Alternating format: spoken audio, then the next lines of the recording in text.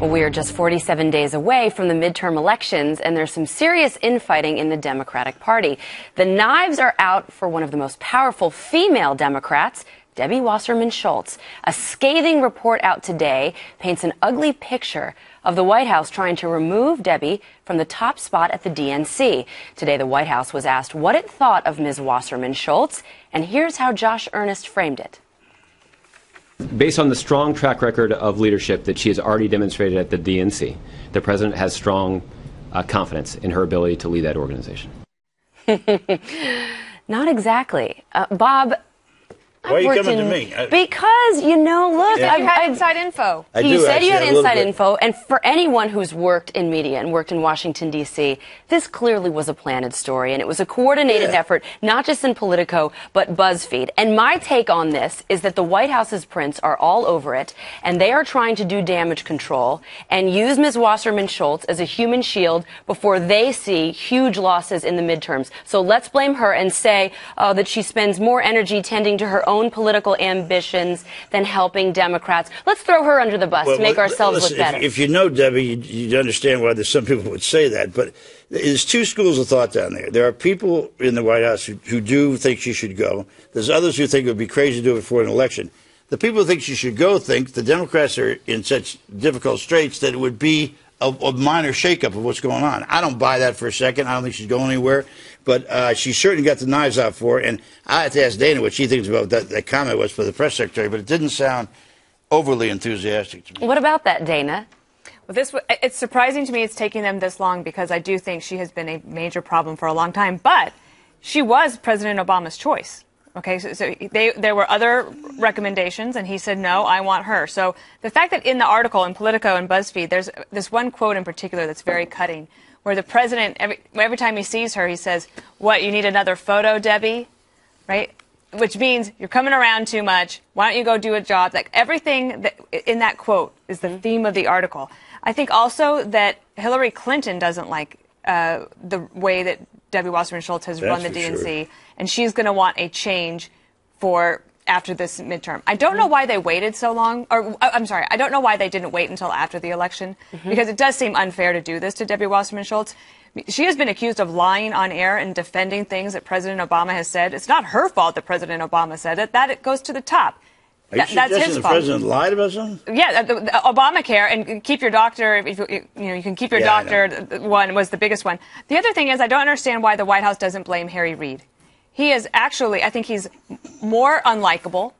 I think he's more of a problem for the Democrats, and he's also the one who is about to lose the Senate. Why blame the House person? She was never going to be able to flip the House. I would have blamed Harry Reid. Well, I'd like to spend a night with Harry Reid and Mitch McConnell. You talk about Salmonic sales plummeting. Eric, doesn't it seem a little odd for a White House that, I mean, they've run this playbook before, right? They run it like a jury trial. So they create doubt in the minds of Democrats and Americans that Debbie Wasserman Schultz is doing a really bad job. And she actually has been doing a fairly bad job. She screwed up on an immigration message. She compared the Tea Party to wife beaters. Her recent comments about Scott Walker, saying that he raised his hand and he's pulling the hair of women. Isn't this the White House, though, raising their hand to Debbie Wasserman Schultz, or perhaps pulling her hair?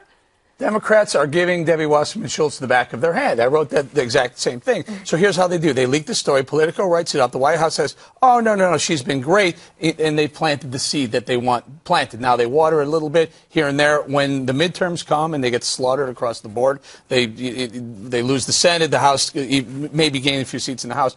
They can go back and say, well, you know, she bungled that message, that Warren woman message. She really blew that for us. So then she can be the scapegoat. I mean, it's fairly obvious, isn't it? I just want to hear what Greg has to say about this. You know, for you guys to say here every day how incompetent this White House is, you've just outlined a strategy that takes a very constructive White House. No, it doesn't, Bob. Yes, it does. Story to a reporter. Greg, this is politics. First of all, we're going to get a story leaked out. Let's let Greg get in here. This is Politics 101. And the White House is pretty good at politics and smearing others. What I don't understand is why they're going after a woman. Well, you know, the Democrats want her head, which is 98% hair. She's not a scapegoat. She's a scape poodle. In terms of whether this is sexist or not, everyone knows that liberals cannot ever be sexist. It's like a tree falling in the woods. If the media isn't reporting on it, it never happens. So as long as it happens to a Democrat, it's just normal. Her time has come. But you know what? You should not take any comfort in any of this infighting, because Wasserman Schultz beat the Republicans twice as an incompetent. So we really have to worry about the Republicans who keep getting beaten by people who aren't very good. It's an impossibility to lose the Senate right now if you're the Republican. If anybody can figure out how to do it, it's going to be the Republicans. 2 times in a row they've done this. Now they've got better candidates. The Democrats are weaker. They don't have a message. But I'll tell you, do not count this thing locked up. I think it's going to happen, but the Republicans are just so incompetent. I mean, they're out there campaigning on Obamacare. Nobody cares about Obamacare. But isn't that a danger, though, and Dana, and I was thinking about this, because if the Republicans win the Senate, which a lot of people think that they will, they're going to pat themselves on the back as if they did something right to win the Senate. And I'm not sure that necessarily there is a cohesive message coming out of the party. So the danger is if they win and they say, wow, we did such a good job, they get too confident, and then they never really do get a strategy for 2016. I actually don't think that that's how most of the people that are running the party now and that are are in position to win it and in positions of leadership on the House and the Senate side.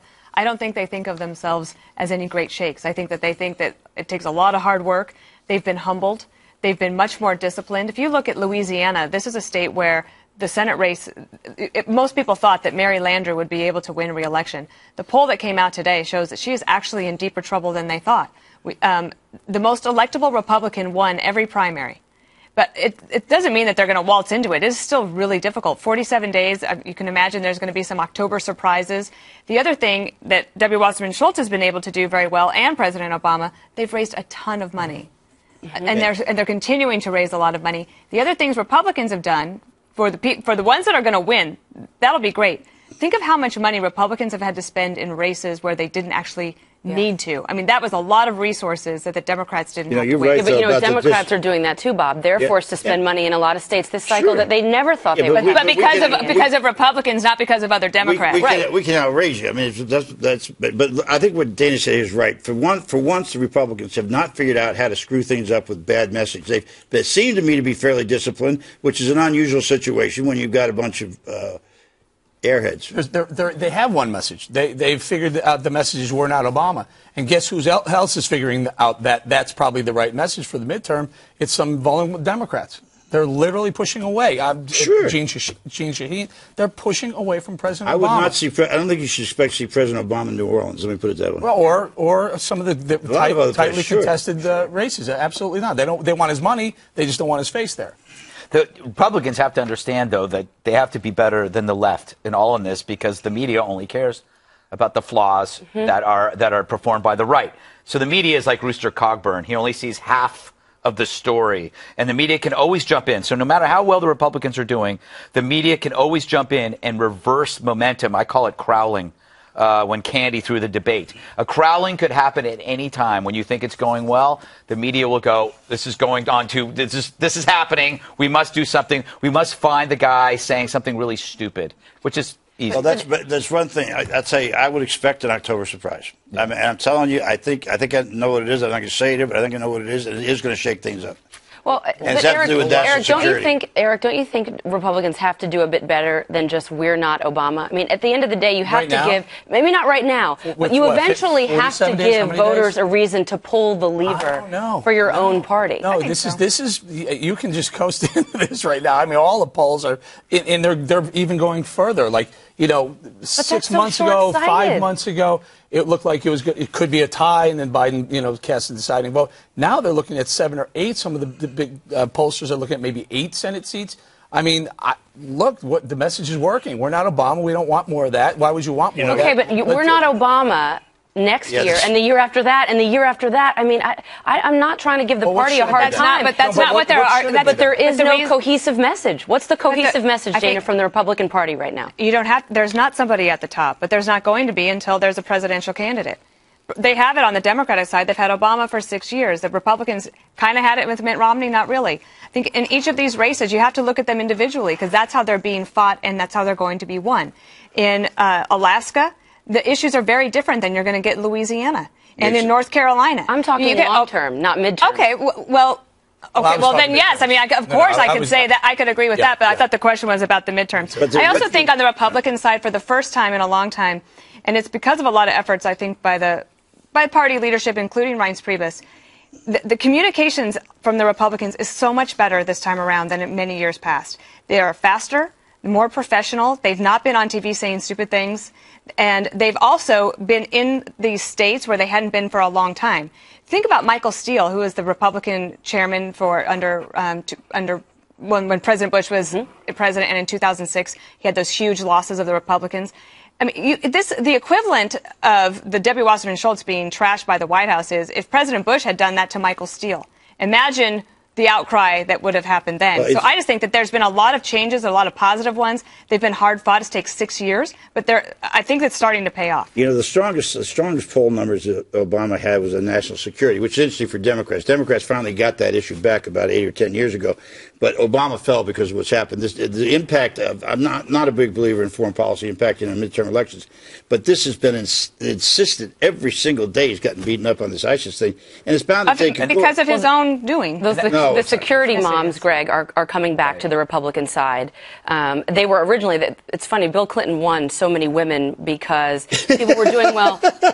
People were doing well financially, and they were doing well because they had peace in the world. Now, a lot of women that voted for George W. Bush, who we lost, or Republicans, I should say, lost with the election of Barack Obama, are coming back to the Republican side because of this ISIS threat. And Obamacare is a huge reason why. So Republicans actually have an opportunity to win back women if they could not stick their foot in their mouth. Our country does not have the luxury of quibbling over division anymore. The 3 steps, and I've mentioned it before, is to unite a country against an agenda-driven media. America is ready to be America again. That should be the solution. That should be the slogan for Republicans for the long term. Is that we're tired of being Black American, Gay American, Hispanic American. Let's just be Americans again. We got these people we have to kill. Number 2, we have to start finding people who charm and do not chafe. We should have a zero tolerance for the shrill, the hysteric, the witch. You're gonna have a tough time with that. And we also, as a conservative, we have to win and overlook slivers of differences. If you have a credible winner, a candidate with an 80% ACU, pick him or her over the quack with 100%. You know, there's one thing that reminds me of. In '84, Ronald Reagan ran on that platform, basically. I can tell you because I was on the back end of it, getting run over, got his tattoo right here. He always was a good politician, but he figured out that division in America was a theme that was a negative theme, that we should knock it down, and he campaigned on This Morning in America. You remember that? Yeah. I think if somebody could come along the Republican Party, but you just don't have any Ronald Reagans. You probably know this. The most pervasive thing in the battleground states now is that voters don't think that Republicans have their back at all. So they have to become the populist party that has the back of the middle class, which is something that they could do. You think they could become the populist party? I do think they can. Okay. With the right messaging. The party of Eric Bolton will become the party of populism. Coming up,